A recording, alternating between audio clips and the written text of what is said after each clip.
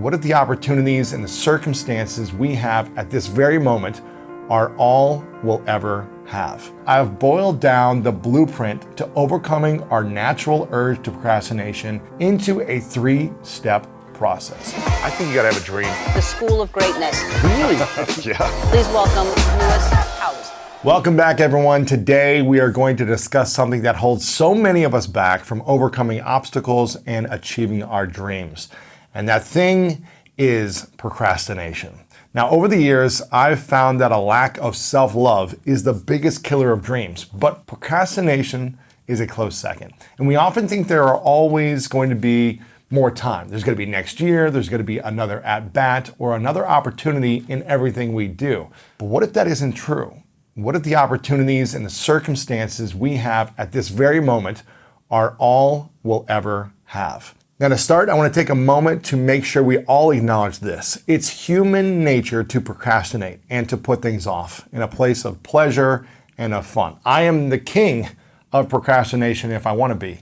I can say no to things all the time. I can just say I want to go play all day and delay getting something done. And nowadays, we have so many streaming services and social media apps and other distractions available to us all the time, 24/7. So I don't think it would be valuable for me to tell you that in order to overcome procrastination, all you need to do is take action. That's something you already know. I want you to go deeper than that and to give you the tools to make taking action so much easier for you. So that's the approach I want to take for this episode. And to do that, I've boiled down the blueprint to overcoming our natural urge to procrastination into a 3-step process. It's 3 steps, and these steps come from all the strategies and tips that I've learned over the course of countless conversations I've had with some of the world's leading experts on this topic. And in addition to the insights that I've discovered for myself and what's worked for me in the different seasons of my life and what has not worked for me. Now, by following this 3-step process, I am confident that you'll be able to develop lasting habits that will help you defeat distractions, overcome procrastination, and help you get closer to accomplishing all of your goals and dreams. So what I want you to do is get out a pen and a paper, make sure you take down some notes, and let's dive in. Step 1 is to create a vision for your life. Vision is something I talk about all the time because without it, we are lost. This is an absolutely critical step for you to overcome the procrastination that's holding you back. Without an authentic, actionable vision for your life, you'll always be jumping from one goal to the next goal, but still feel aimless. Living life without a well-constructed vision is like driving around with no map or destination in mind. And eventually, even the best cars run out of gas. So it's our job to create a compelling vision that excites us, that inspires us, and propels us to become the best version of ourselves, month after month, year after year. Now, as human beings, we need purpose. It's in our DNA. We need it. And without it, we will feel lost no matter what we accomplish in life. My friend and best-selling author Donald Miller calls this dilemma a narrative void. And when we don't have a compelling story we can become a part of, we feel empty and lost. We feel unfulfilled.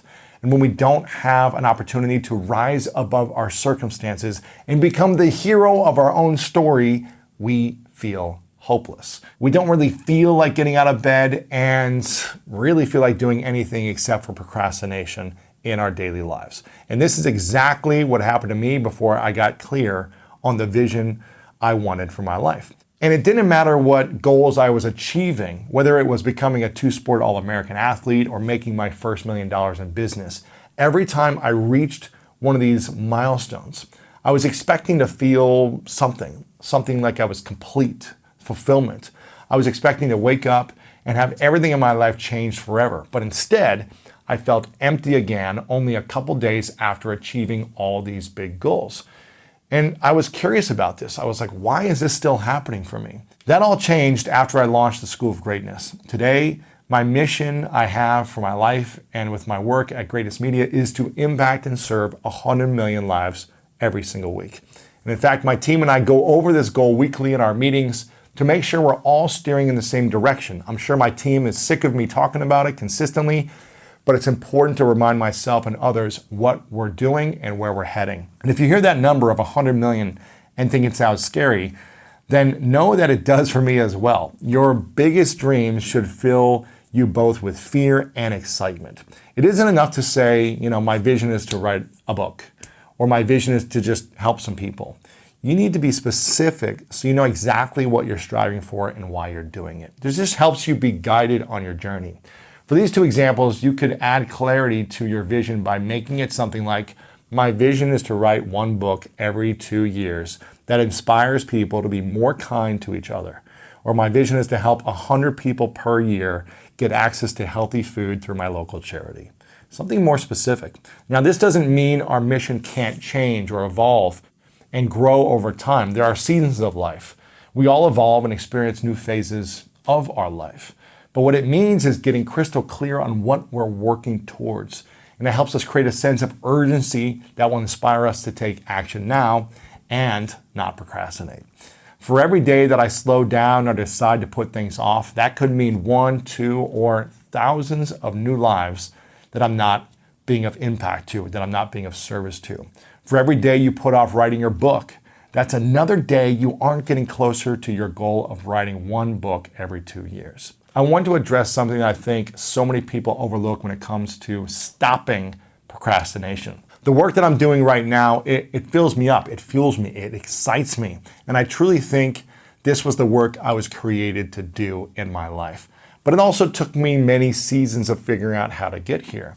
But I'll be honest, if I had a job that I didn't like or I had little to no passion for, I doubt I would be as motivated as I am right now. And I'd probably procrastinate a whole lot more if I was in a career that just drained me, that sucked the life out of me, rather than fueling me, being around people that I was inspired by, being around a mission that I was inspired by. Now, this shouldn't be used as an excuse for you to not go after your dreams, but I think it's important to discuss this. And it's the same reason why I often say, if you don't feel excited to get out of bed in the morning, then maybe you haven't found the right mission for your life yet, and that's okay. And this doesn't mean we all don't have bad days here and there. But if you're always procrastinating and you're always disengaged, then maybe you haven't found a vision that truly lights you up yet. And so you just got to keep looking. So if you haven't taken the time to really drill down your vision, then be sure to do it today. Do it during this episode, do it right afterwards, and start coming up with more ideas. Because it's the very first step to overcoming procrastination in the short term and in the long term. Now, step 2, this is something that a lot of people are afraid to do, and that is to embrace your flaws and develop unconditional self-love. This is challenging. Leadership and productivity expert Rory Vaden has studied and spoken about the psychology behind procrastination for years now. And during one of our interviews together, he told me that the single biggest reason we procrastinate is that we don't feel like we're good enough, or smart enough, or capable enough of doing the thing we want to accomplish. So to cope with that reality, we self-sabotage by not even starting. Now, this is a big deal because most of my life I didn't feel like I was good enough, smart enough, talented enough, old enough, experienced enough, credible enough to go out and do the things that I've done. And so it is scary. It's hard to overcome that insecurity, that fear, that self-doubt. And so therefore, a lot of times people will procrastinate because of that. But that's the thing, the space in between the doubt and where you want to be is the experience you need to gain. It's the skills you need to acquire. It's the fears you need to overcome in order to get there. So that is the thing that we've got to learn to do. Now, I also thought this point that Rory shared was so powerful, and we've received a ton of positive feedback from listeners about how eye-opening it was for them as well. And maybe you've had a dream of writing a screenplay for years, but you didn't feel like you're talented enough for anyone to buy it. So you self-sabotage by not even starting. Maybe you've wanted to launch a business since you were a kid, but you don't think anyone would ever buy your product or service. So again, you self-sabotage by convincing yourself it's not worth your time. Now, to get you moving in the right direction, I want to share 2 powerful exercises that will help you develop unconditional self-love to get you through these types of negative thoughts that hold so many people back. And the first one comes from former Navy SEAL and best-selling author David Goggins. And he calls it the cookie jar concept. To start, I want you to think of 3 accomplishments that you are most proud of in your life. And maybe it's moving to another state or country, or maybe it's finding a way to thrive in a new place. Or maybe it's something that seems as simple as starting a book you've always wanted to read, but you kept putting it off and now you finished it. These moments are what will go into your cookie jar. So be sure to remember them or write them down if you need to. Write down what these accomplishments are. Then whenever you're having a bad day or you think you don't have what it takes to finish a difficult task, I want you to look inside your cookie jar.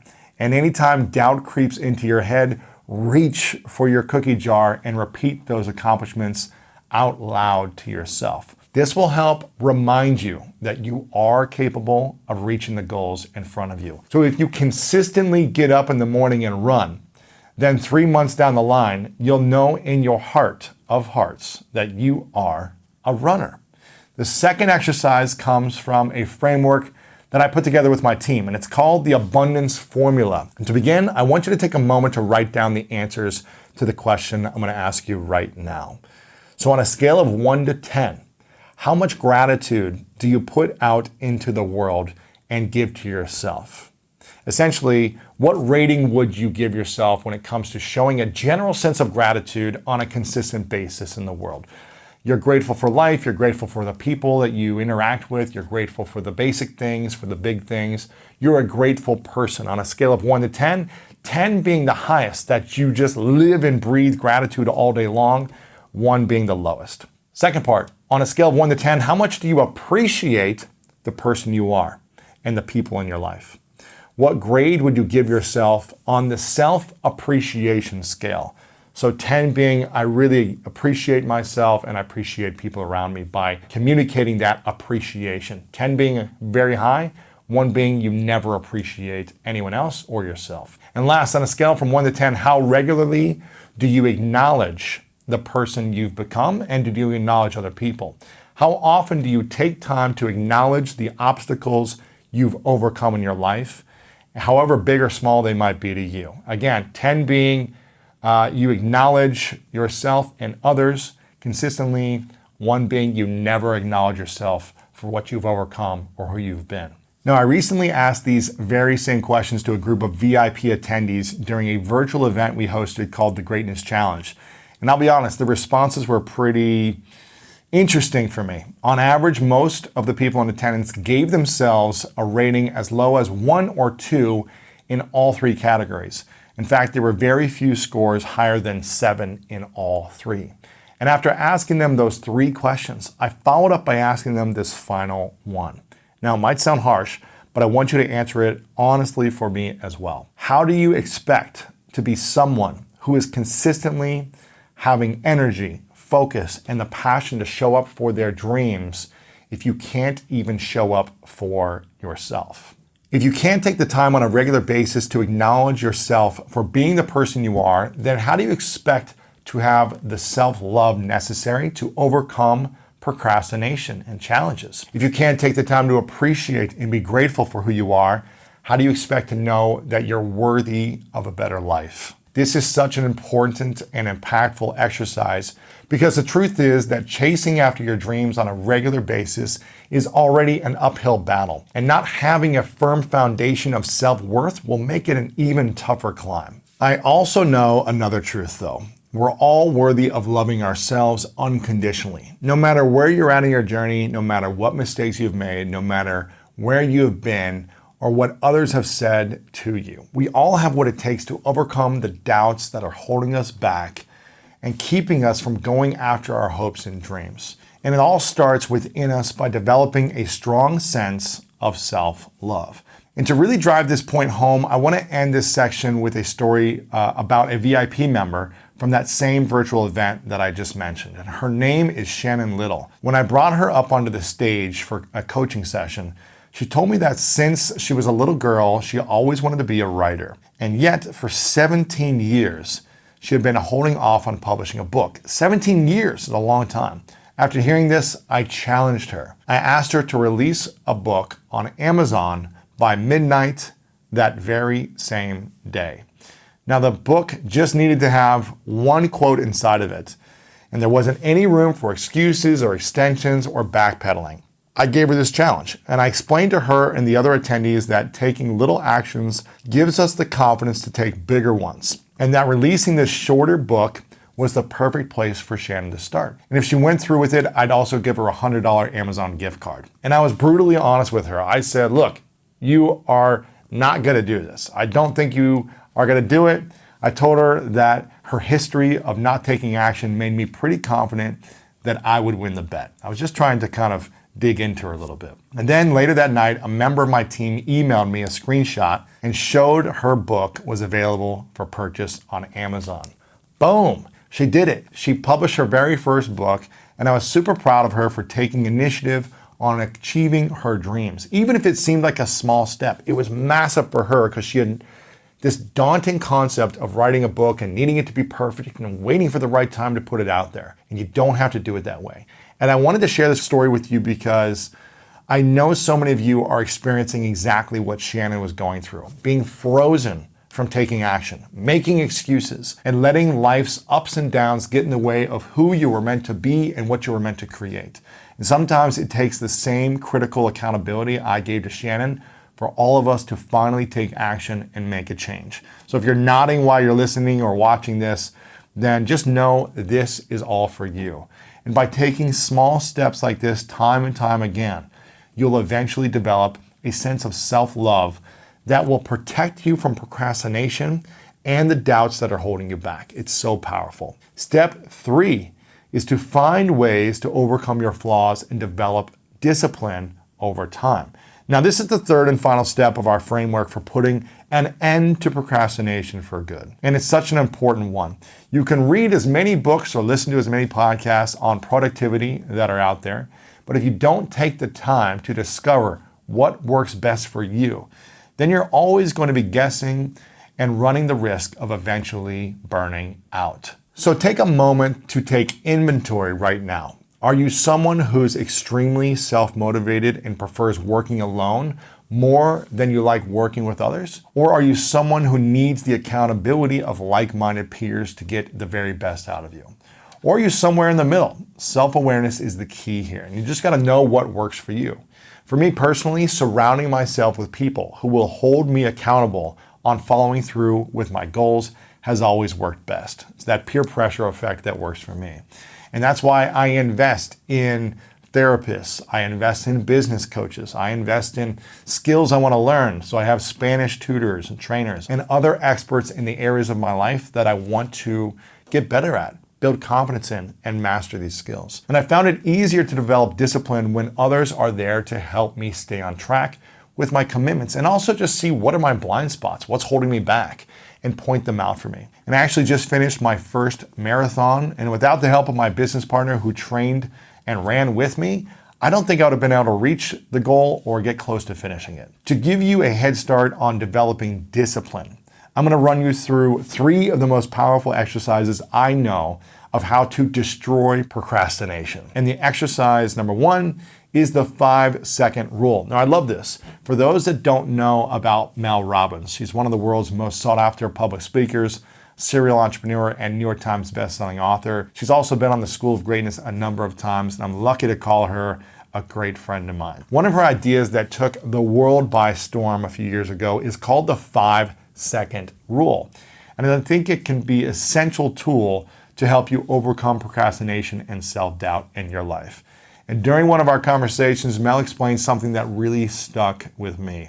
She said, we as humans make decisions based on feelings, and that's exactly what's robbing us of joy and opportunity. The only way we can truly change our lives is with one 5-second decision at a time. I think it's important for us to understand that we might never feel motivated to develop the habits that will benefit us the most. We might never feel like getting up at 5 a.m. or 6 a.m. We might never feel like sending an important sales email. We might never feel like running that marathon and doing the training leading up to the marathon. And if we let our emotions and feelings take control of our lives, we might never reach our ultimate potential and we may never truly feel fulfilled. Now, the exercise she created to overcome this is as simple as it sounds, but it's so powerful. It's called the 5-second rule. So whenever you have to make an important decision, whether that's making a cold call, getting up early to go to the gym, Mel says we should all count down from 5 to 1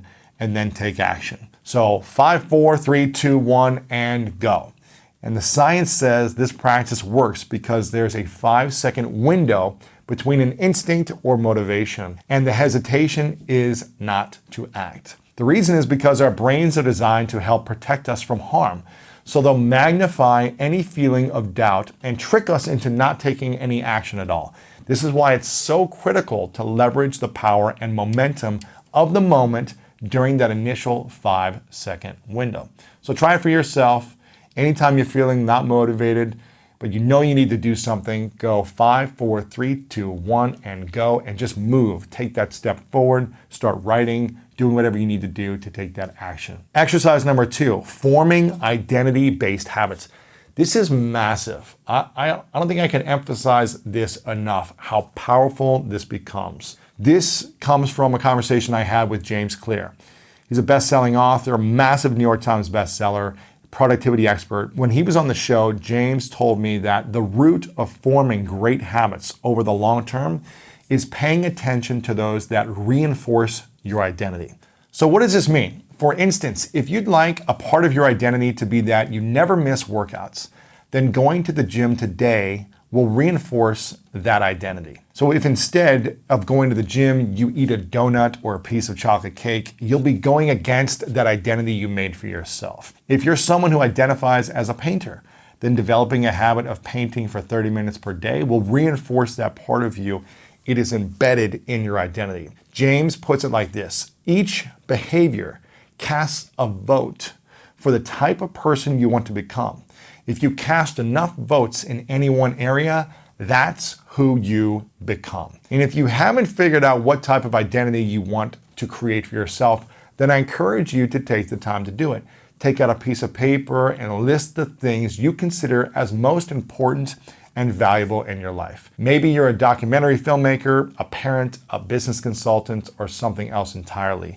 By taking steps to become someone who embodies the values that you hold in high regard, you'll gain confidence and evidence that you truly are that type of person, which will make it that much easier to form the habits to help you overcome procrastination. And a quick story on this: for almost 40 years, right? I'll be 40 next year. I have made it my identity that I don't drink alcohol. And I did this from high school and college as an athlete, where I was just like, this is my mindset. When other people are out drinking and out late at nights, I'm going to train to become a better athlete. I had a vision for what I wanted, so I eliminated the things that got in the way of it. Then after college, I was like, okay, everyone's just going out and drinking on the weekends, in their careers. But for me, I was like, I know this didn't support me with my vision of being a better athlete, and also saving money and the health benefits of not drinking, all these different things. So for me personally, I stayed on that streak. And to this day, I've never been drunk. I might have a sip of something, once or twice a year at a special celebration, but I make it a part of my identity that I just don't drink alcohol. Now, there's nothing right or wrong, good or bad here, but that supports my vision and my values. And so it's very easy for me to not be tempted because it's a part of my identity. And every day that I don't do that, I'm casting a vote for myself as part of my identity. So think of a situation in your life where you identify as that maybe other people don't. And use that, keep casting those votes to build your identity, and then stack your identity with the other values that you want for your life. Now, exercise number 3, remind yourself that you are going to die. Now, I know this might sound a little dark, but hear me out for a minute. There's a country in South Asia called Bhutan, and it consistently ranks as one of the happiest countries in the world. And when this information first came out, people were, of course, curious as to why.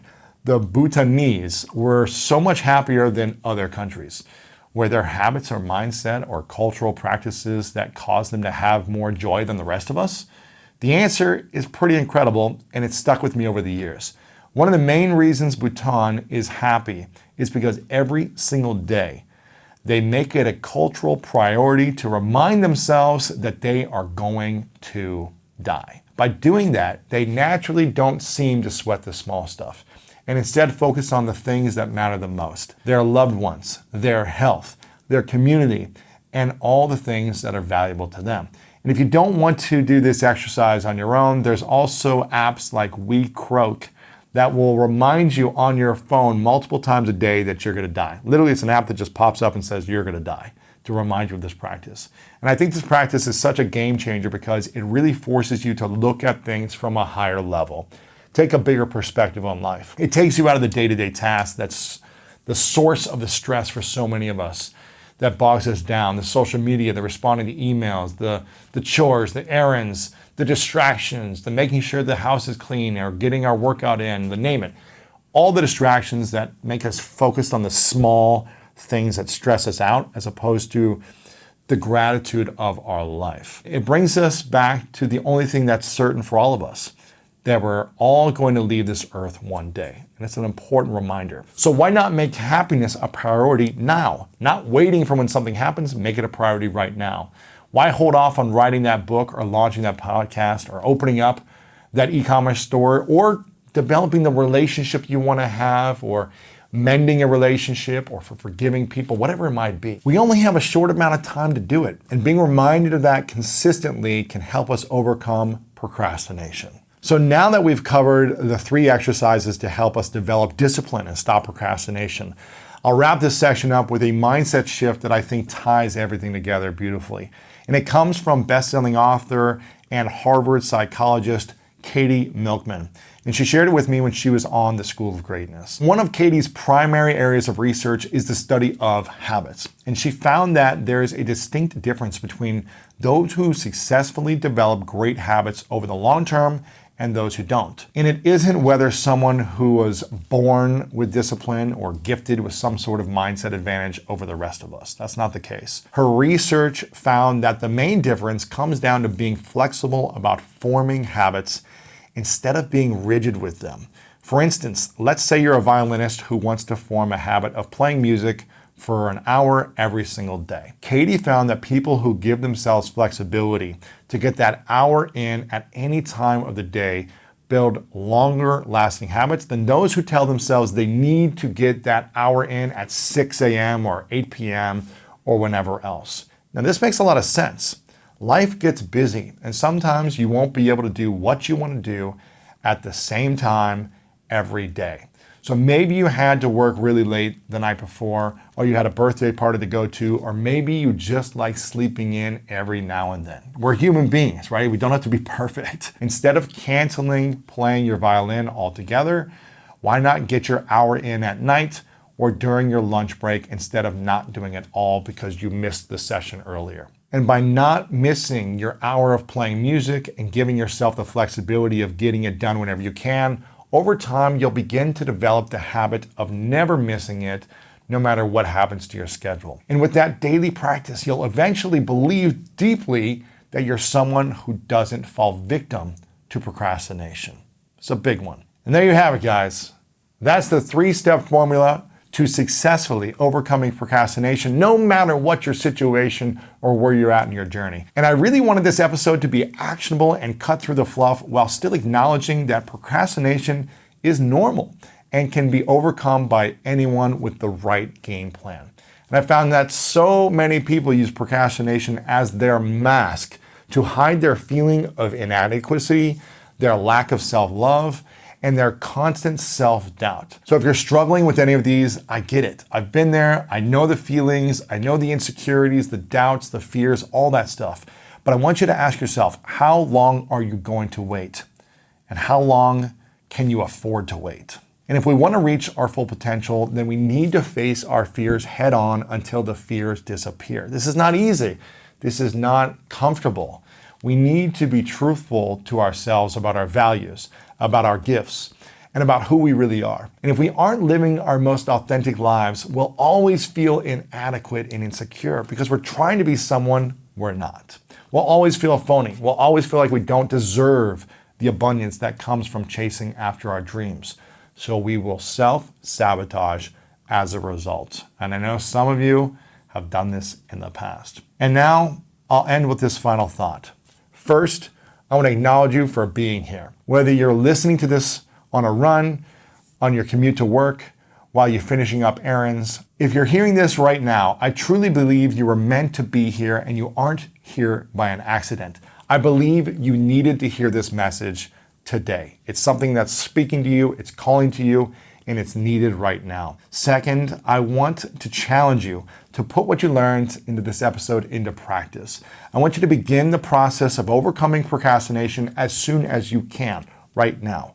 Once you do, let me know how it goes over on Instagram, or leave me a review over on Apple Podcast as a review sharing what you're doing to overcome procrastination right now. And finally, when it comes to stopping procrastination for good, I want you to remember to give yourself grace. Pursue your dreams, but not at the expense of you burning out. Develop routines that will benefit you, but lean towards being flexible and not rigid like we talked about. Be mindful of the changes you need to make in your life, but don't be overly critical of yourself. If the world is ever going to see your masterpiece come to life, then we need these things from you. We need you to be fully present, passionate, and coming from a place of love in all of your pursuits. And those things can never come from a place of scarcity. So wherever you are, thank you so much for listening. Thank you for being here. And if no one's told you lately, I want to remind you that you are loved, you are worthy, and you matter. I'll see you next time. If you got value from that, then go ahead and stick around for more coming up right now. Why do we procrastinate? So there's a number of reasons. There's a number of reasons why we procrastinate. The number one reason, according to psychologists, why we procrastinate is because of self-criticism. Really? It's thinking that I won't be good enough, that I'm not smart enough, I'm not capable, so why should I even bother? Or this isn't going to work out for me. And there's a lot of extraordinary pressure with that. But there's three types of procrastination. Yep. That and most of us are aware only of the first type. So classic procrastination is consciously delaying what we know we should be doing, right? So I have some bills on the counter. I know I should pay them, but I'm tired and I'm exhausted, right? Yeah. So rather than paying the bills, I'm gonna Netflix and chill and not pay my bills. So that's the first type of procrastination. Okay, the second one, which is classic procrastination. Classic procrastination. Yeah. The second one is actually one I identified in my own life back when we were doing the research for this, which is funny because, when Take the Stairs came out, suddenly I'm supposed to be one of the world's experts or whatever on procrastination, and here I struggle with procrastination in my own life. So rather than calling myself a procrastinator, I invented this new term, which I really love, because it not only does it more aptly describe what I struggle with, it also sounds very academic and sophisticated. Sure. And so the term that we coined is creative avoidance. Okay. And creative avoidance is different. And this is something that people do as an art form. Creative avoidance is subconsciously creating things for yourself to do so that you can do those things as a means of feeling productive, but really it's a giant scheme for avoiding doing the things you know you should be doing, even when you don't feel like doing them. For example, for you, what's a creative avoidance? I mean, email is probably the ultimate perpetrator of creative avoidance, right? It's just I know I need to do this other thing. I know I need to work on my book. Or I know I need to create this process for my business. Or sales calls. Yes. You gotta deal with a negative customer service issue. You have to confront an underperforming an employee. I mean, I know I got to go to the dentist and clean my teeth. Yeah. The things that you know you need to do, but you want to avoid because it's painful or it's frustrating or it's going to take energy and time. And we blow it out and we make it way worse in our mind than it actually is. But you can. It's wild how we do this, and this is where some of the neuroscience comes in, because your brain is actually working against you here in that if you look at a brain under brain scan. the brain loves to complete things. There's a hit of dopamine, which is the chemical, that's released into your body, which makes you feel pleasure when you complete things. So when you check things off, like you delete an email, or you by the way, this is, you struggle with this if you've ever completed something that wasn't on your to-do list and then you add it to the to-do list just so you can cross it off. Yeah. Why? Because the brain releases and says, "Oh, I feel good. I'm accomplishing things." Right. But really, what we're doing is we're allowing ourselves to engage in the trivial. In the absence of clear intention, we become strangely loyal and addicted to meaningless acts of trivia because the brain is rewarding that behavior. People are literally addicted to email or cleaning Social out media, their texts or their DMs or social media. They're addicted to it the way you would be addicted to a substance. You're tied to this chemical reaction. But ultra performers, the people we study, these people we profile, these top 1%ers, they do things differently. And they have realized that success and greatness is not related to the volume of tasks that you complete, but simply the significance of them. And ultra performers are able to get themselves to do the things they know they should be doing, even when they don't feel. How do they get themselves to do that? So there's seven things, and we can rip through them. But the metaphor here is take the stairs. Okay, so that's the title of the book comes from Take the Stairs, which is a metaphor for we live in an escalator mentality world. It's easier to gravitate towards the path of least resistance, towards what is convenient, towards what is comfortable. This is an escalator, and yet the truth of success in any endeavor, any industry, like all the people that you've interviewed here, it's always the same story. It's that they were able to get themselves to do things they know they should be doing, even when they don't feel like doing them, i.e. take the stairs. So what we're trying to do is take the stairs. It's discipline. Discipline is the antidote to procrastination. Yes. And there's 7 key strategies that we can talk through, but understanding that the enemy is procrastination, and these 3 types, which we haven't covered the third one yet, but procrastination is always there. And in fact, so the third type of procrastination is called priority dilution. And this is fascinating to study. Priority dilution is the chronic overachiever's form of procrastination. What's different about it is, unlike the first 2, so classic procrastination and creative avoidance, priority dilution is not about being lazy or disengaged or distracted, but it is the same net result of the first 2, which is that you leave the office or you end your day with your most significant priorities incomplete, not because you're lazy, but because you allowed your attention to shift to less significant, but perhaps more urgent tasks. Charles Hummel once wrote an essay called The Tyranny of the Urgent. I believe it was in 1969.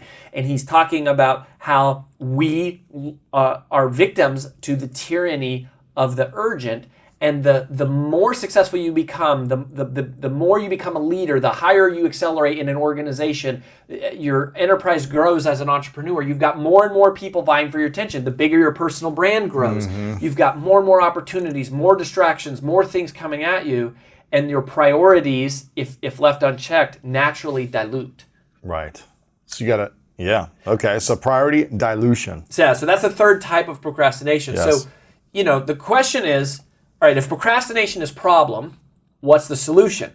Right. And I really believe the solution can be boiled down to one word. And it's a word that nobody likes. It's discipline. Yeah. And it's not hard work. There's a difference. There's a distinction.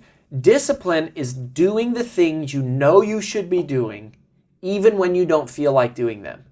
If you can develop the ability to do that, then you literally have unlocked the ability to do anything in life, which unlocks the ability to achieve virtually anything.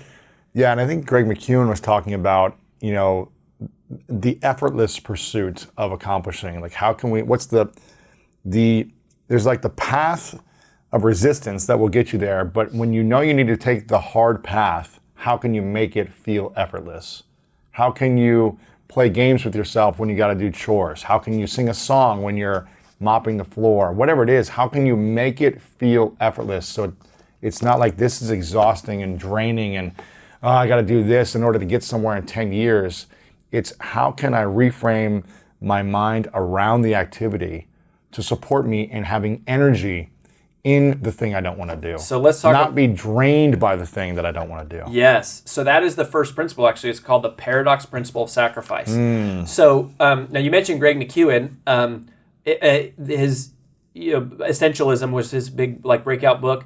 And the whole message of that book is the disciplined pursuit of less. Really? Not trying to do everything. Just the pursuit of less. That's what essentialism, that's how he describes it, the discipline. Being disciplined by focusing on less things. On less things that are more significant, right? So, but you bring up the conversation of going, okay, well, people here take the stairs and it's like, well, I don't want to take the stairs. It's like, I don't want the hard work, and you have to reframe it. So here's the paradox principle.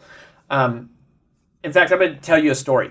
So in Colorado, where I grew up, we are world famous for the Rocky Mountains. Yes. Okay, so to the western part of the state, we have the Great Rocky Mountains.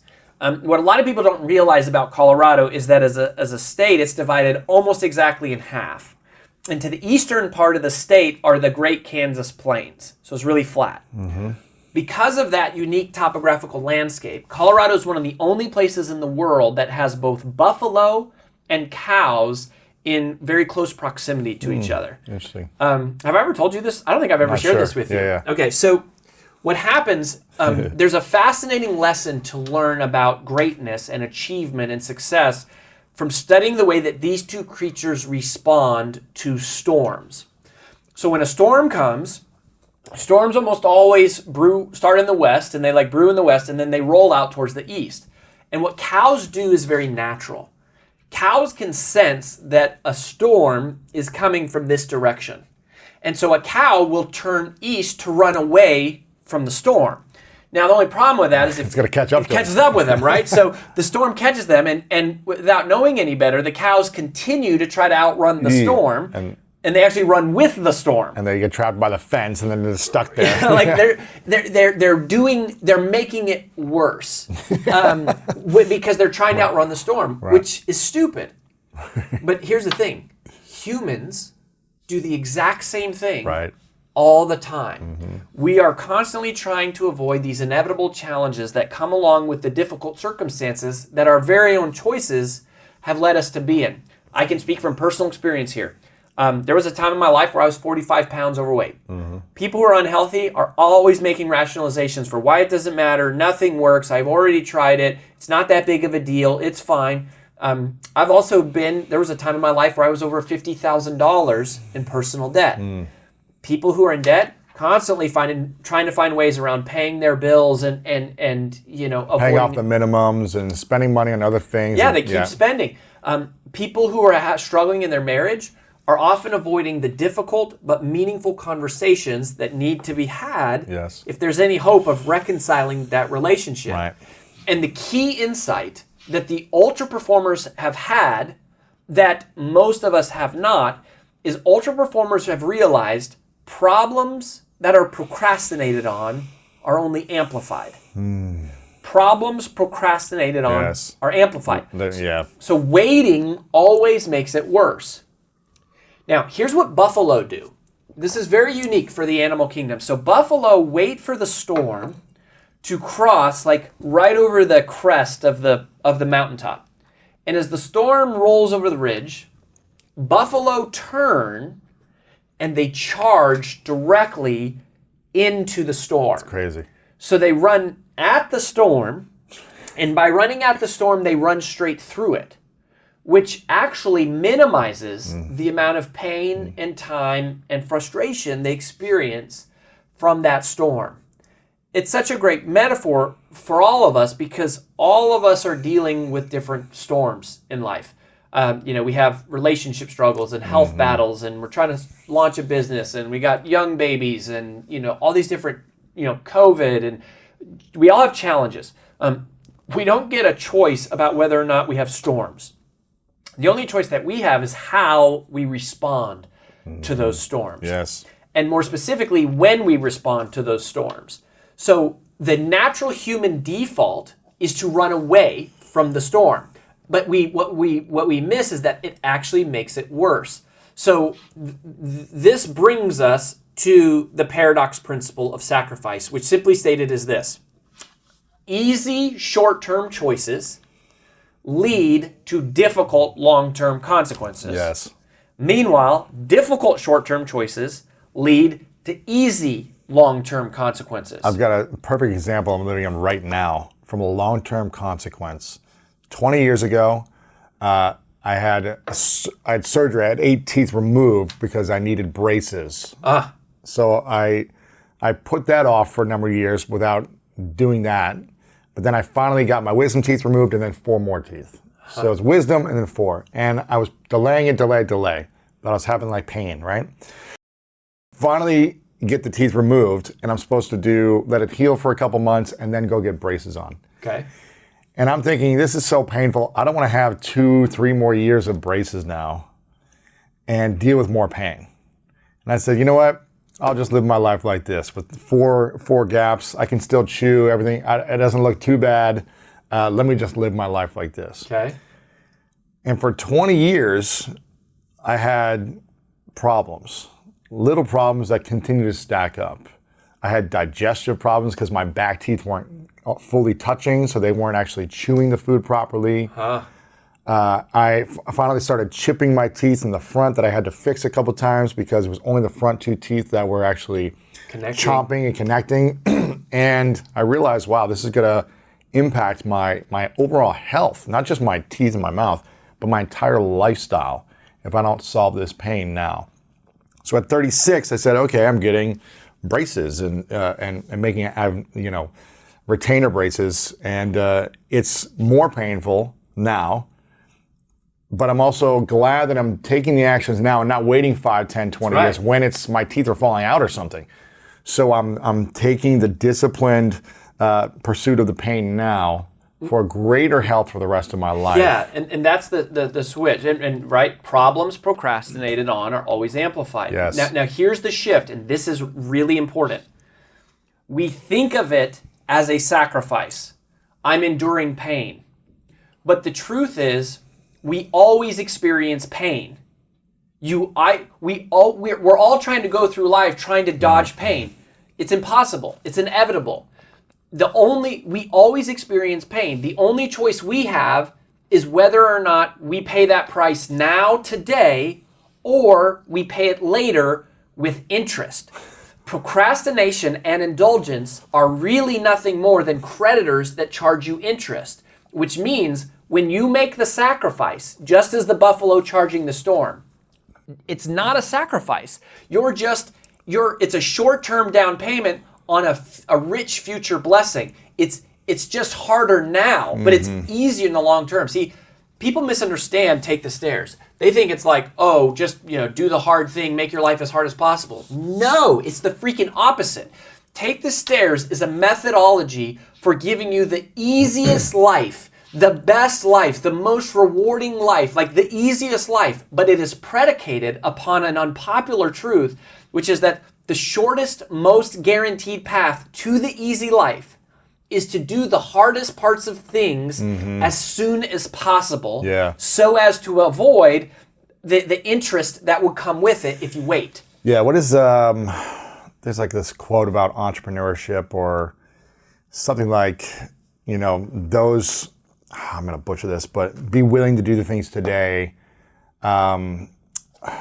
It's like a meme online. Do what others want so to have what others can't. Yeah, later. Yeah. That's do the things that others aren't willing to do now so you can have what others won't have later for the rest of your life. Yeah, Dave Ramsey says live like no one else so later you can live like no one else. Exactly. And teaching people to get it's out like of debt. If you don't pay the price today, you'll be paying the price forever later. Right. So it's like, it's not, is life going to be hard? Life is hard either way. Yeah. It's, do you want it to be a little bit hard now or a lot of it hard later? Exactly. So that's the reframe. And this is what was really fun about the Take the Stairs book was realizing, ultra performers don't like discipline any more than I do. I like to sleep in.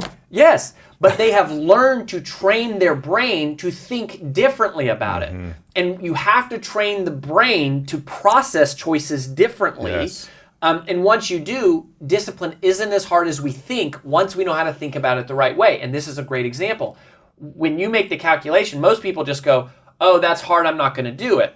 Well, an ultra performer goes, well, that's hard, but if I don't do it, it's going to be harder later, so I'll do it now. Yes. And that opens the gate. So that's the first. It's we call it the paradox principle of sacrifice. And that's sacrifice. What's the second?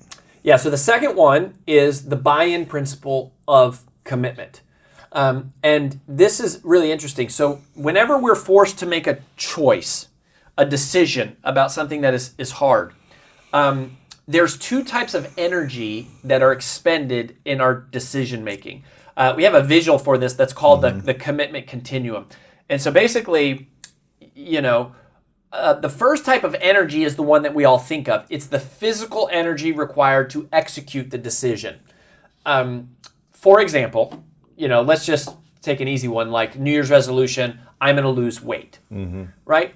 When the time comes to go to the gym, the thought process for most of us sounds like this. We say, do I feel like working out right now? And what's the answer to that question? No, never. I don't feel like working out now or ever. Yeah. And for many people, most people, that's the end of the conversation. The human brain is not designed for success. The human brain is designed for survival. Right. Survival is about conserving energy.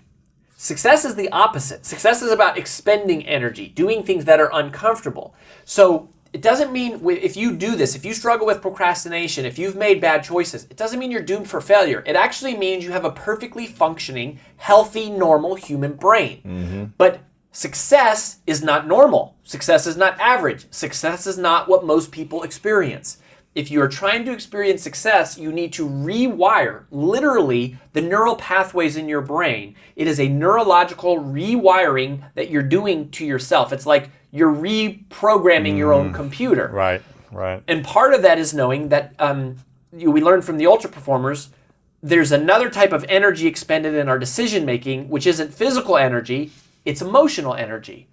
And what we learned is that there's emotional energy expended in simply making decisions. And in fact, very often, the emotional energy of making the decision is much greater than the physical energy of executing the decision. And if you think about the gym example, it's not getting ourselves onto the treadmill once we're at the gym that's the hard part. It's when we're sitting on the couch deciding whether or not to go to the gym. To go to the gym. Yeah. But once you get there, the physical energy is there. It's the emotional energy that is clouding the decision. It is making it feel worse than it actually is. Whenever I talk to people, people take my words and they put it in a way to where they want to feel comfortable. This guy, they want to put you in a box. They want to put a title on you. No. You're putting a title on me to make yourself feel better about yourself. If you read this book of mine and you see where I came from, this person was not built. This person was not made by God. This person was built. I made this person. I made this person by diving into the insecurities that life gave me. Because now they're yours. They're yours to own. If you're not smart, call yourself dumb. It's okay. Because you are. But take that not as you putting yourself down. If you're fat, call yourself fat. I used to be 300 pounds. We want to talk so soft to ourselves. We're looking for that recovery day. And that recovery day is everything in your life. Everything in your life is a recovery day. We're looking for it. It's not coming. It's not coming. Get over that recovery day. And that's the mentality I took with me. And what happened through that process was all the frivolous things of life started to float away. I used to tell people lies so they would like me. Because I was so insecure.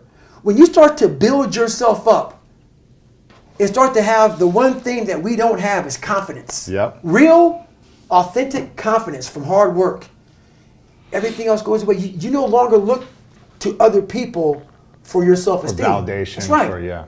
You now know. I walk in a room now and I know the hours and years and decades I put into David Goggins. That's something, it's not on the wall. It's not a trophy on the wall. It's not a medal around your neck. It is actually a feeling in your heart. And people go, why don't you ever smile? I don't have to. Yeah. Yeah, I do have a stoic look on my face. I'm a very focused person. But the feeling I have in my soul and in my heart, that's why I don't need to smile. I don't need to smile. I don't need you to look at me and say, oh my God, you look happy. Because half of us aren't happy. Mm-hmm. We're giving you something that we think you want to see. I don't do that anymore. I don't care how you perceive David Goggins. Because through my journey, I figured out the one piece I was missing. I thought it was cars. I thought it was women. I thought it was money. I thought it was everything. The one piece I was missing was me having the courage to face myself. Mm. And once you do that on a daily basis, it's not about the running. People are going to be, you asked about working out. Where I got my work ethic from was the hours I had to spend learning this.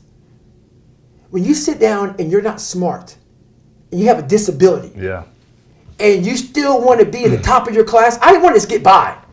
When I realized that I can learn through hard work, and I can beat the valedictorian in school, but I got put in 10 hours more a day than he does. You know what kind of strength comes from that? When you're sitting down, that guy, that valedictorian studied for an hour, and you know, I caught you, and I am dumb. But I have the work ethic to catch you. That's where David Goggins got really invented. Yeah. Was at a kitchen table with 20 spiral notebooks that were empty. And then 3 months later, Yeah. they were full. And when you can go through that, I still have them in my storage unit. You go through these spiral notebooks of your life, and you realize this is how I learned. This is unbelievable.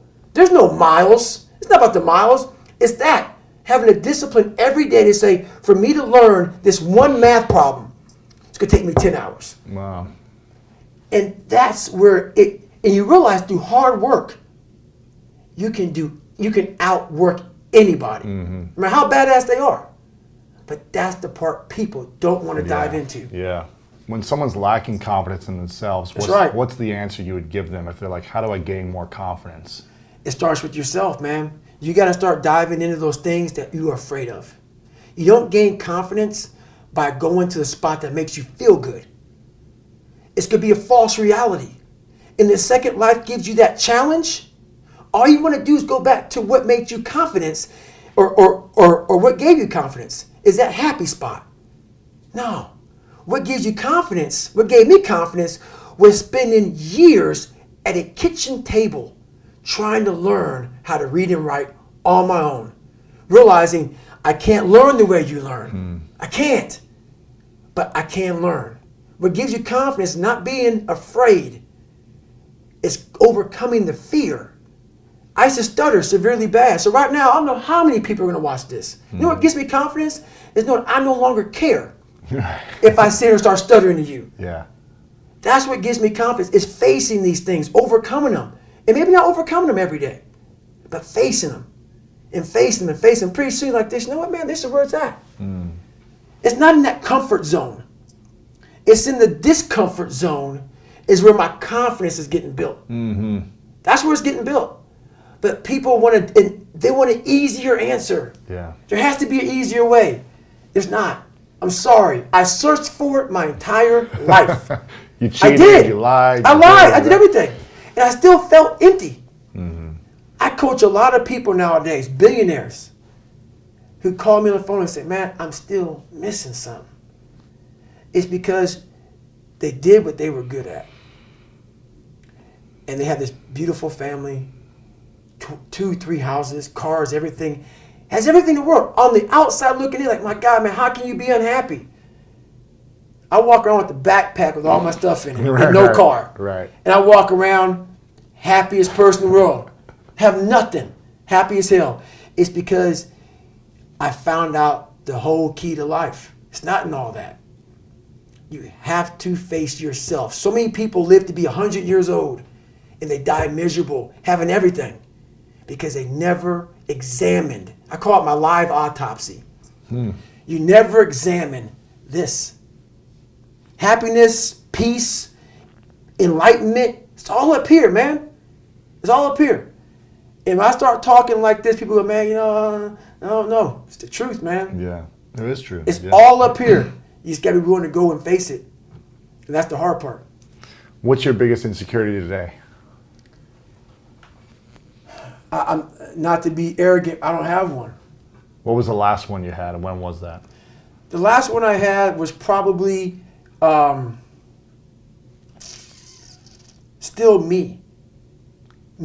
Still living, because I always talk about, I pay rent. So we used to live in a $7 a month place when I was growing up. Is this in Buffalo, or is this? This is in Indiana. Yeah. So like we had a lot of money in Buffalo. Mm-hmm. And when my mom left my dad, we went to nothing for a period of time before she got on her feet. Right. And that $7 a month place used to be, it was who I was. I was no one. I was in the sewer. My mom went there. I had nothing. And you always feel like you have nothing. I'd achieved so much. I was a Navy SEAL. I'd gone through Ranger School. I've gone through Delta Force selection training. I've done so much. I run 200 miles, pull-up records, everything. Learned to read and write, became pretty intelligent. And I still was like, man, what is wrong with me?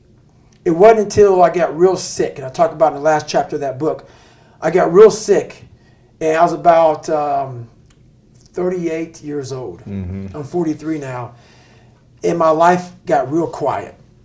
I went from running 205 miles in 39 hours to I couldn't get out of bed. The doctors couldn't figure out what was wrong with me, but once again, it was the best thing that ever happened to me. Why is that? In that moment when my whole life changed, I went from a guy who worked out every day, trained every day, to a guy who couldn't get out of bed. My life was taken from me. The one thing that kept me going was my training. Now you didn't have that. I didn't have anything. Now you just had to sit alone. And not train. And that's what changed me. And that's when I realized I hadn't taken time to think about what I'd done in my life. You hadn't reflected yet. I hadn't reflected. I'd done all these things, but there was no finish line. I still believe that, but you must have time to reflect. Yeah. I was just going. I finished a race of life, and I wouldn't even receive my medal. I'd go on. You're like, on to the next. I get in the car and I go. You wouldn't even take the medal. Gone. Don't care about it. I'm not going to waste an hour sitting around for this ceremony. Most people sit around, and that's what they like. They need the ceremony if I accomplished something. The validation. I haven't done anything. Let's go. Let's go. Let's go. I'm just getting started. That's right. When I started figuring out life, that I was leaving so much in the tank. I call it my 40% rule. Yeah. I was leaving so much in the tank. Once I realized, my God, man, I was this dumb, fat kid being bullied. And now I'm a 180-pound person, lost 106 pounds in less than 3 months. Learn to read, learn to do this, learn to do that. I was like, I need more. Mm-hmm. I was fueling my mind with everything. And I never took time to say, my God, you came from this hell and you're here. So those insecurities, and this is how I explain it the best way. SEAL training became pretty hard and a lot of guys weren't getting through it. So they designed a SEAL prep program. Like a boot camp for the boot camp. That's right. Yeah. And it was 2 months. In my last 2 years before I retired from the military, they sent me there to train these kids. Wow. To get ready for 18, buds. 19, 20-year-olds, yeah. Young kids. So when they get to Navy SEAL training, man, they were physical studs. They were running, swimming. I mean, they were hybrids. Wow. But they get to buds, and the same amount of people would quit. Why is that? This is why. We were training bigger, stronger, faster quitters. It's not about... Not the mind. That's right. We weren't diving into the sewer. Everybody's got a story. We don't share it on social media. We share our nice life on social media. We all have a dungeon. I'm just willing to talk about mine. Yeah. Most of us aren't willing to talk about it. I want to talk about my dungeon. I wasn't getting into the dungeon of these guys' minds. I wasn't building that so-called mental toughness. Mental toughness isn't something that you sample. It's something that you live in every day. So when something hard would happen to these kids, like in Hell Week, it would draw on something that made them very insecure, and they look for comfort. Whenever hardness comes, and you don't know what it is, it may be different for you than it is for me, but you go back to your insecurities. And then when you go back to your insecurities, you then look for comfort within those insecurities. And we all look for that cookie that your mom used to give you when you were sad, when you were sick. We look for our wife or our husband. We look for comfort. It's in those moments you must retrain your mind to think differently in hell. I wasn't training them to do that. Why weren't you training them? I wasn't training myself yet because at that time, I was doing what I was told. These guys need to meet a standard. Physical standard. A physical standard. The physical standard is not what they need to meet. It's a mental standard you must meet in life.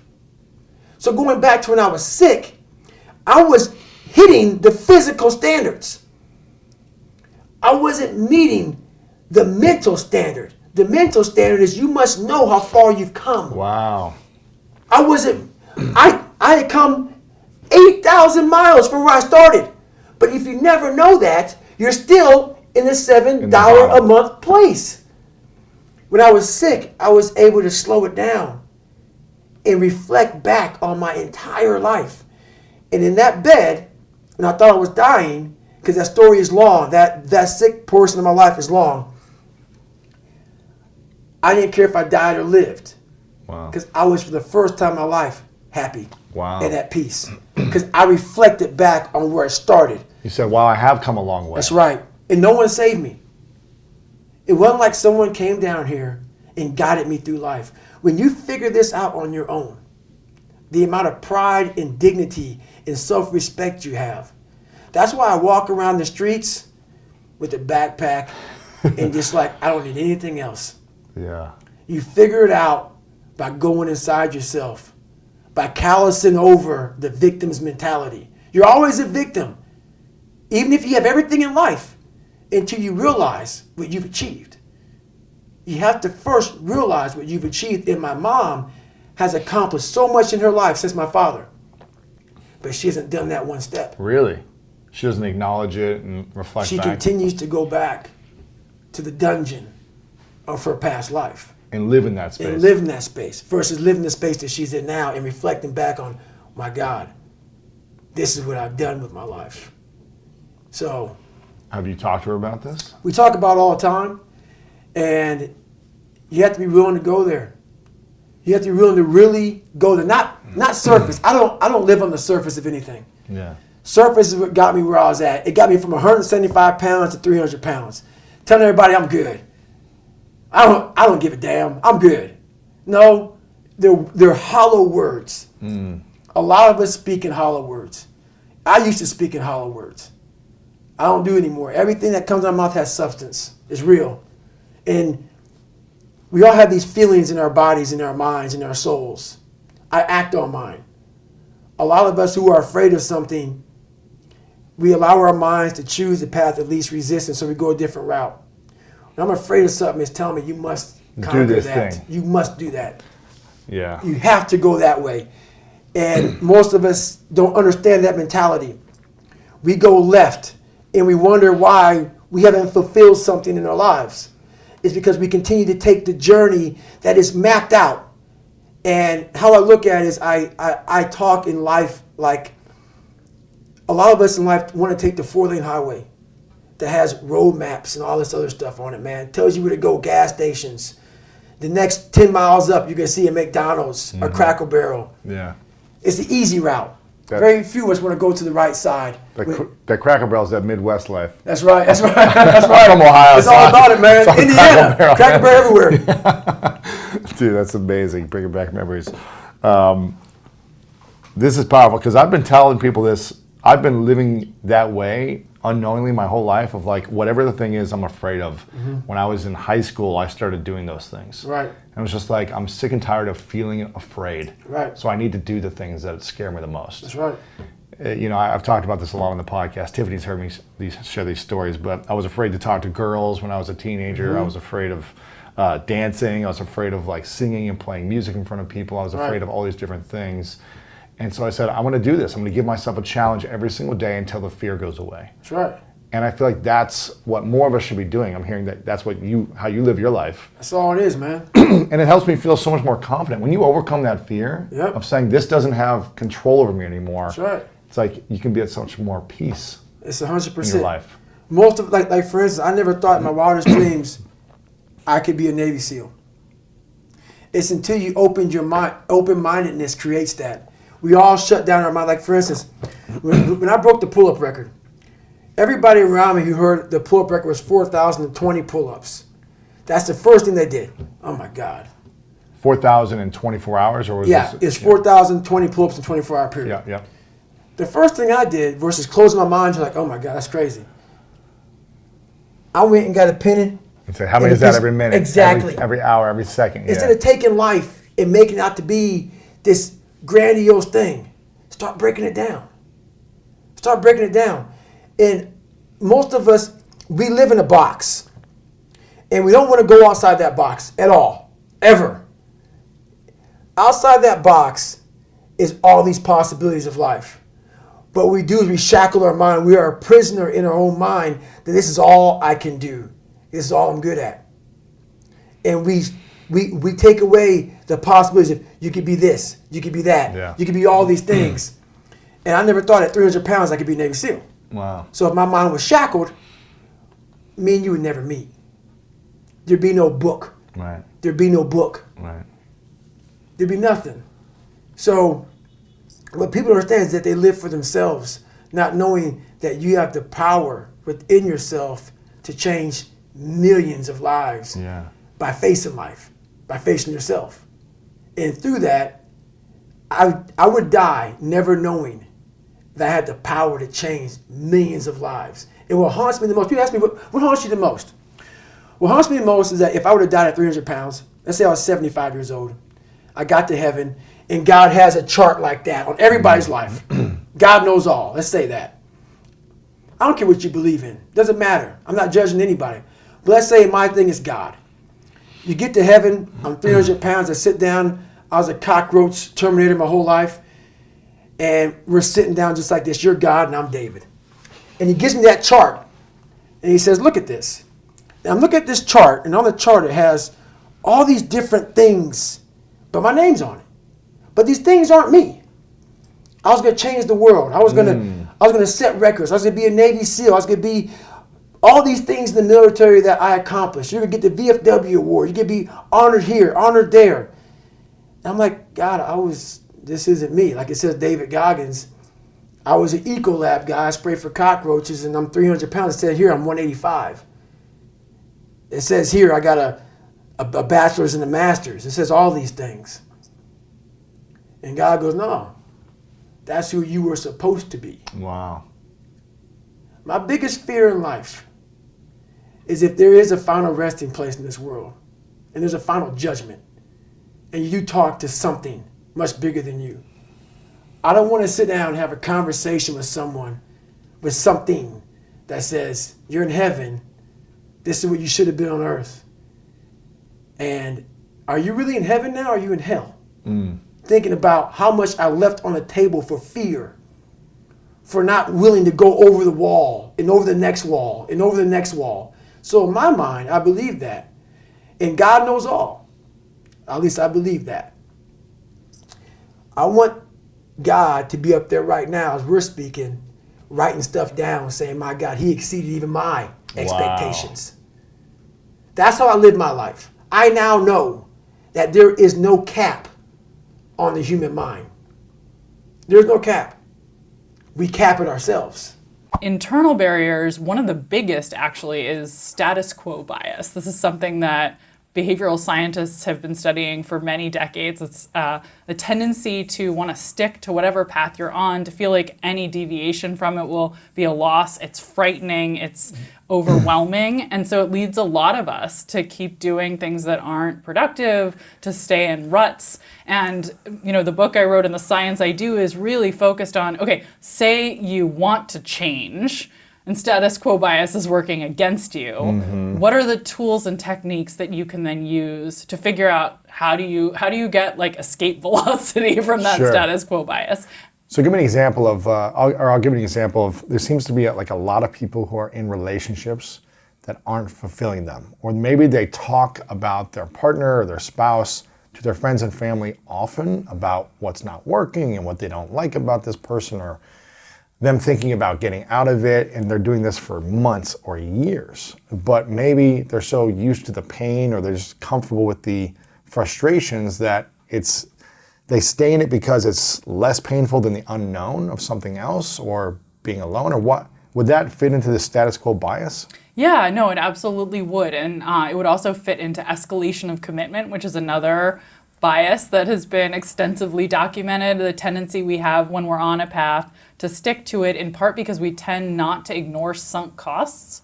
So a sunk cost is like something that you can't recover. It's like 3 years of my life with this person, all this time invested, I can't get that back. That's right. You can't get it back. All the birthday presents Everything. that you purchased Everything. and obsessed over. The house we bought together, the trips we've taken on, the family integrations. All of those things that they're irrecoverable, they're historical, they're behind you. You can't get them back. So maybe the house you bought actually is recoverable. They're not called that a sunk cost. The time. But yeah, the time. We tend to weight that, and we shouldn't. What you need to do is think about, what are my options going forward? What are the costs and benefits of either path? Staying with this person, or moving on. What are those cost benefit paths? But we focus on these sunk costs and think, oh, I can't give that up. But you're not going to get it back no matter what, whether you stay in it or not. It's in the past. It's in the past. And so this is a really pernicious bias, and I think it's part of the reason that we would stay in a relationship or in a job that isn't working out. Right. Escalation of commitment is really common, and the sunk cost bias is a big part of that. Escalation of commitment, status quo bias. So what's the biggest internal barrier that holds us back, would you say? Oh my goodness. Well, I mean, this is the barrier in the sense to deciding you want to change, right? Got it. So right now we're sort of like, before I even write my book, which is about how to change once you've decided to, there's a lot of people who haven't decided they want to change. So I would say status quo bias and escalation commitment are like sister brother biases. Gotcha. They're really closely related. They're both keeping us stuck in the mud. And then where most of my research comes in is, okay, you actually have already raised your hand and said, like, I know I need to change. It's time. How do I do it? And so that's a whole different set of barriers, actually, that become challenges, because even once we decide we want to change, even once we've ignored the sunk costs and gotten over the status quo bias, now we have a whole bunch of things holding us back from actually getting to where we want to be. And What are those things? yeah. Okay. What are those things? Let's go. Yes. Let's do it. Okay. So there's a whole bunch of them. The first one is actually literally the getting started problem. Yes. Right. So you want to change, but like, when are you really going to do it? When are you going to jump into the deep end? So that's a first barrier. Okay. And I open the book with that because obviously, where are you going to open a book about change? It's with getting started. Then I go to probably the next most important, and that is impulsivity. The fact that we tend to overweight the instant gratification we'll get from our decisions, like, it's going to taste so good to eat this, or it's going to feel so great to scream at this person, or it's going to be really exciting to buy this instead of setting aside money for a retirement. All of those kinds of, we focus on the present at the expense of our long-term benefits. That's another major barrier, figuring out how do you get through that hump. Gotcha. Procrastination is related to impulsivity. We put things off because they don't feel great in the moment. So I think of that, it's a closely related, but it's another barrier. Then we've got forgetting, which I actually think most people underestimate the importance of. But we forget a lot of important things, and we don't get to things because it's just not at the top of the priority list, and we don't put it there, and we mean to put it there, and we don't. So forgetting, I think, What do you mean by forgetting? What's an example of that? So another way it's often talked about is like flake out. Like, I'm going to start focusing on retirement savings. I'm going to set up the auto deduction eventually. I'm going to get a colonoscopy. I know I need to get one of those, but I haven't gotten to it. And I just keep flaking out on it. It doesn't come to top of mind when I could do something about it. We put it off. And suddenly we're at retirement without accumulating any savings. And suddenly, we're having an exam and we find out if only we'd had early detection, we would have had a better outcome, right? So that's what I mean when I say sort of forgetting or flake out. So that's another category of barrier that can forget change. It's like sort of on the priority list, not high enough that you ever make it at the top, and you keep putting off and forgetting. So that's another. Why is it so hard why is it so hard for us to get started once we know, okay, now it's time to make the change, but it's still hard to actually get started in doing that? What holds us back from that starting step?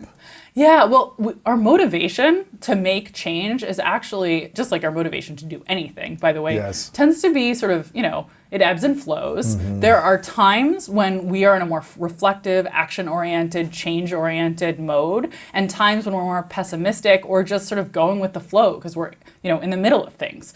And so actually, I've done some research on something I call the fresh start effect. This is with Heng-Chen Dai, who's down the street at UCLA, my former student, and Jason Reese, senior fellow at Wharton. And what we have shown in our work is that there are certain moments that feel like a new beginning in life.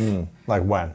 So one that you know about already. New Year's or? Yes, exactly, right. Like you didn't need me to come here and tell you about any fancy science. You're like, yeah, I know about New Year's. Birthday, New Year's, Yeah, there are moments that feel like, okay, I'm turning a page. An anniversary, a graduation. Move to a new community, a right? new job, a new city, You got it. Those are all fresh start moments. Actually, there's trivial ones too, but they can matter. Like the start of a new week can feel like a fresh start. That's true. You sort of sit down, you go into work maybe for the first time in a couple days, you feel fresh at your desk, ready to sit and think about what are my priorities in a way that you wouldn't in the middle of a week. Start of a new month, following celebration of certain holidays, particularly the kind that we associate with fresh starts. So those are all moments when we feel like we've opened a new chapter. And we have a couple things that go on at those moments. One is that we feel like, okay, this is a moment when I want to step back and think big picture about things, because you recognize that there's that break point. You think actually about your life like you're a character in a book. That the way we organize our memories and structure them, it's not linear completely. Instead, it's like, the college years, the years playing sports, the years living in Boston, whatever they are, that's how you structure your memories. And that means there's actually implications for the way you live your life. Because when you get to one of those chapter breaks, that's when you do this big picture thinking. Interesting. And you also tend to feel like your identity is shifting, right? So you step into a new role as I'm turning 40 in the year ahead, and that feels like a big break to me. Like I will be in a different age category. When I became a professor, I vividly remember, like that was a huge shift in my identity. I felt like I have a different set of expectations and roles and ways I should sort of dress and talk. And that identity shift that can come, even if it's something as small as, you're stepping into a new year and you feel like the new year, new you can look back and say, well, last year, my old job when I was a graduate student, I didn't manage to eat right. But that was the old me, and this is the new me. And so you feel this sense of optimism and disconnect from those past failures. Right. I've had this belief, maybe correct me if I'm wrong, or maybe you have some science that could back this or dismantle this. I had a belief that living a good life is not enough for you to want to change. There's got to be some type, like if you're 80% of my life is good, like I've got a good relationship, I've got a good job, I've got things are 80% there.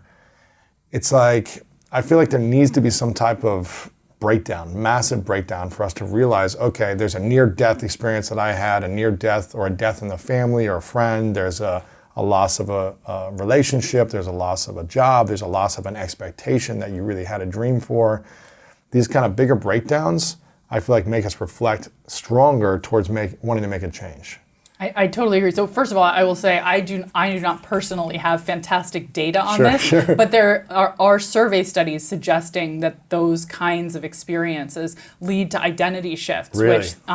which can lead, of course, as I've described in this other line of work, to the sense of a fresh start and the belief that you want to turn the page. So it's the same principle at play, absolutely. And I think the mechanism, to use like a nerd term, is really the same, right? So it's that something shocking happens, it's sort of a wake-up call, it leads you to step back and do that big picture thinking, and it creates this disruption in your narrative. Because I feel like it's easy to procrastinate or kind of feel lazy, which is part of your process as well. It's easy to feel that when things are okay, or when things are like good, but they're not like, it's not a big enough pain for you to be like, I need now I have motivation to make a change. Yeah, no, I agree with that. Do we need a bigger pain, or is it possible to create exponential change or transformation when things are okay or really good, in your thought? It's so interesting. You know, I do think that even when things are good, we can have these kinds of fresh start experiences that shape us in positive ways. I'll give you an example. I had a phone call. I was driving here from Santa Barbara this morning. I had a phone call with a friend who just got tenure. And he is thinking big. His life is great. For those that don't know, what does that mean for those who don't? Oh yeah, fair enough. Not everyone is part of my weird world. Academic world, yes. Okay, so in academia, if you're a professor, this is like the be all and end all of your career. You're working really hard. You get your PhD, you get your assistant professor job, you work really hard, you write a bunch of papers, you teach a bunch of classes, and if your university says, you know, you're doing great, if you're good enough, they bestow upon you tenure, which means permanent job. Job security, basically can't be fired unless you do something illegal. And they're saying, like, you have now total academic freedom. We're no longer going to be evaluating you. We trust you. We trust you. And it's like this bizarre institution. It's created to help people take risks. But it is a big moment in the life of an academic when they get to that milestone. It's like, there's nowhere else to go. You've climbed to the top of the mountain. And so it's really exciting. It often happens to people around their 40s, sort of like midlife, when you might already be having some introspection going on about, like, why am I here? What's my purpose? So a lot of academics step back at that moment and think, what do I want to do now? What do I want to do next? I've been climbing and climbing to this point. And I was having this conversation with a friend on the drive here who had reached that point and was having that exact, okay, what's next? And wanted to talk about writing a book since I'd written a book. And like, what is that? Like, he thinks that might be the next big adventure for him. But nothing is wrong. Everything is right. It's just that he reached a moment, he reached an achievement, he got to the top of a mountain and looked around and realized, okay, I've climbed to my goal and it's time to figure out what the next one is. And I think that can be a fresh start too, even though it's positive. Identity is something that is interesting to me. How important is the way we shape our own identity or view our identity in terms of where we are to where we will be? Like, if we stay stuck in old identities, how do we shed identities? You know, how do we create a new identity even though we've never actually lived it? Will that help us get there? Can you share more just about identity in general on how it hurts us or helps us? It's a fantastic question, and I'm going to give you a somewhat frustrating answer. It frustrates me. I don't feel like academic research has wrapped its arms around identity the way I would like it to, because I think it is unquestionably so important, right? The labels we put on ourselves obviously matter, but I feel like we don't know nearly as much as we should. It's one of the things I'm most interested to study. It's your next book. Maybe. We know a little. One of the things I think is most relevant to the way I think about identity is mindset, which is, it's different than identity, but a mindset can come with, or can be triggered by an identity. And one of the barriers we haven't talked about yet to change that I think is really important is whether you believe you can change. And identity and mindset are a big part of that. So we know a lot about mindset from work, for instance, by Carol Dweck at Stanford, who's done this incredible... Growth mindset versus fixed mindset. Exactly. Powerful. And that's sort of an identity, right? You identify with being someone who can grow, or you identify as someone who is X, right? Like, you know, I'm only this smart, I'm only this capable. So in a sense, there's an identity that comes with believing you can grow, or an identity that comes with believing you can't. There's also wonderful research on the placebo effect. And how that extends beyond just medicine, right? We know about it in medicine that, like, if you believe a sugar pill is going to make you healthier, you actually experience physiological benefits. But there's some really interesting research showing it's beyond, you know, we think of it in this medical context, and that's where it was first studied. Actually, I learned from a children's book, like Ben Franklin studied this, and I don't know if you know mesmerizing. Interesting. That term comes from Dr. Mesmer, who was the original sort of charlatan in France who was giving people fake medicine and making cure. Anyway, and Ben Franklin figured it all out. Sounds like a Freakonomics show. It does. It was like, and it's also a wonderful children's book. I wish I'd known that before I wrote my book. It would have been in there. Anyway, there's a lot more though than just the medical component to placebo effects, right? When we believe that we will achieve something, that also can improve our achievement, right? When we believe we're going to get an outcome. One of my favorite studies that I describe in the book that I think is sort of related to mindset and identity is work by Ali Crum, who's a psychologist at Stanford. She did this really interesting work with Ellen Langer of Harvard, where they randomly assigned housekeepers to one of two groups. And those housekeepers were either told every day when you go and do your job in a hotel, you are getting exercise at the level that's recommended by the CDC. So you're getting a great workout when you do your job. You're burning 1,000 calories, or you're getting whatever, like you're... Right. I don't know if 1,000 calories is the definition. You're getting a great workout. Oh, good workout. Yeah, maybe it's more like 300. Okay. Just not to get too overboard. And then another group just wasn't told that information. And the question actually was, are there differences in the outcomes those two groups experience a month later in terms of health? So does a group that believes they're doing a job that comes with health benefits actually end up losing more weight, having more controlled blood pressure? And the answer was yes. Really? Which is on the one hand, you're like, is that magic? Like, what's going on? On the other hand, you can start to see how it actually would play out and how this would be applicable in other settings. So they believed their job could give them a workout. And all of a sudden, maybe they're choosing to take the stairs from floor to floor to get those extra calories, or like leaning a little bit more when they're, using the vacuum. Right. I live in a townhouse and in Philadelphia, and someone pointed out to me, like, it's so great that you live in a townhouse, all that passive exercise when you run up and down the stairs, and now I am the one volunteering to, go grab the ketchup that we forgot if we're gonna have dinner on a roof deck.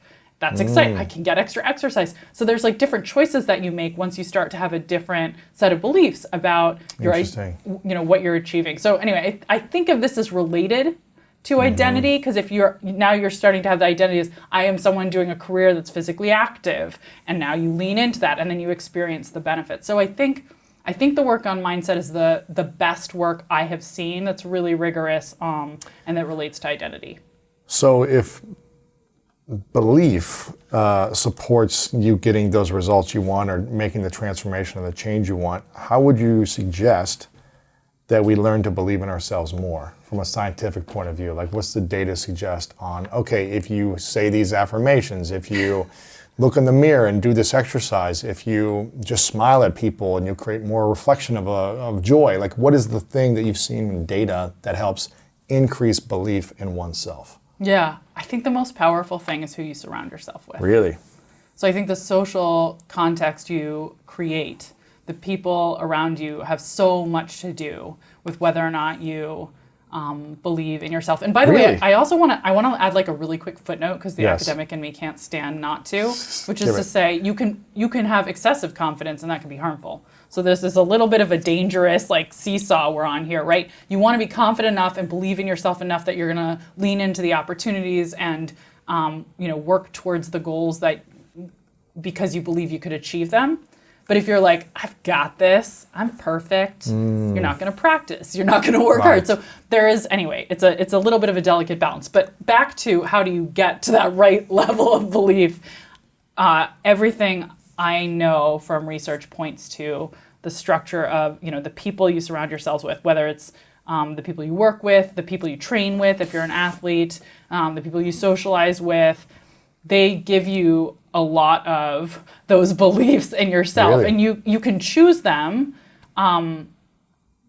but they will, with the messages they send you about what's acceptable behavior, what's normal, what they're achieving, and how you measure up, it shapes so much about our confidence. Really? There seems to be, I think this is true, and I also love the examples of some of the great athletes who've accomplished so much that were doubted over and over growing up, and kind of have this chip on their shoulder, like no one believed in them and they said, I'm going to go prove them wrong type of mentality, which I think can get you extremely far in terms of success and results, but never feeling this fulfillment inside. You'd never choose that. No. Right? So I think what you're pointing to is it's not a necessary condition. Right. It's not the best environment. It's not the only, yeah. There are people who can thrive without it, but if you get to choose, and if you want to create an environment where you're going to believe in yourself. So you think surrounding yourself with the right people, the right environment of people, the right community, what should those people be like? What should their attitude, their energy, their communication style be like with you? If people were reflecting on their 5 to 10 people in their inner circle, what should they reflect on? They should have these qualities. They should say these things. Or here's some red flags. If your best friend tells you you shouldn't do this, or your best friend says, I don't think you look good doing it, whatever it is. What are those flags and what are those, I guess, positive signs? Yeah. Well, okay, here let me pivot a little bit to another. We're doing a lot of academic stuff, but I like obviously it. I I'm love an it. academic. I'm actually going to tell you a story about a person in academia who is the most important person in my career, and that's my dissertation advisor, who, his name's Max Bazerman. He's a Harvard Business School professor, great human being, and a great academic. What he's truly exceptional at is mentoring. His PhD students have gone on to be tenured professors. Now everyone knows what tenure is at every elite institution in the world. So he's good at instilling belief in other people. Unbelievably Confidence, good. belief. Unbelievably good. And he does all the other things that you need to do to help someone succeed, right? Like you know good coaches. Of course. Right? You know, the training, like the actual teaching of skills, all those things are part of it. But I think he creates an environment for people to thrive. And it actually took me a while after I had graduated as one of his advisees, and I was trying to advise my own students and figure out what was the secret sauce that made him so wildly more successful as a coach and mentor than anyone else in our field had really, stratospherically more successful. And what I realized is he had all the obvious stuff, all those obvious ingredients like, responsive and new his stuff and gives you feedback. But there was an unshaking belief, like he treated you like family. He was there for you. Mm-hmm. He believed that you could do it. He always was giving that positive reinforcement. Another thing that he did that I think is so interesting and related to research is he sort of created, I'll call it like mentoring circles within the students he was coaching, so that we were not always just being coached or mentored and advised by him, right? But he would put us in the position to advise more junior students. Smart. So there's this wonderful research that I write about in the book by Lauren Eskris Winkler, who's a professor at the Kellogg School at Northwestern. And she had this amazing insight when she was doing research for her dissertation. She noticed that she was interviewing all these people who were struggling to achieve their goals. And as she asked them what they thought might help them achieve more, because that's what she was interested in, how do we increase achievement, they all had these really deep insights. Struggling salespeople and C students, when she got them to introspect, they actually knew a lot. They maybe just hadn't gotten there and no one had asked them. They also really liked being asked, like, what's your advice? How would you coach someone who was in your shoes? And she realized most of the time when someone is struggling or when we're coaching someone, our instinct, even if it's unsolicited, is to just whip out some advice. Like, here are the 7 things that I think will help you get further.